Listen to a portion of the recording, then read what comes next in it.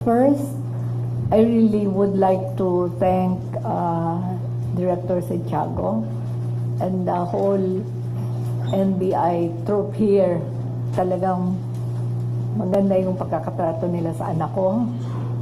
Tama ka, for the last 2 years, hindi kami nagkita. And hindi ko rin siya mapuntahan dun sa Timor-Leste because my husband was also in and out of the hospital.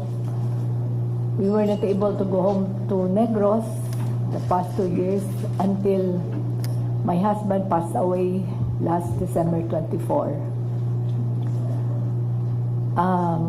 Nagpapasalamat ako sa Diyos na after 2 years, nakita ko na, naakap ko na yung anak ko. And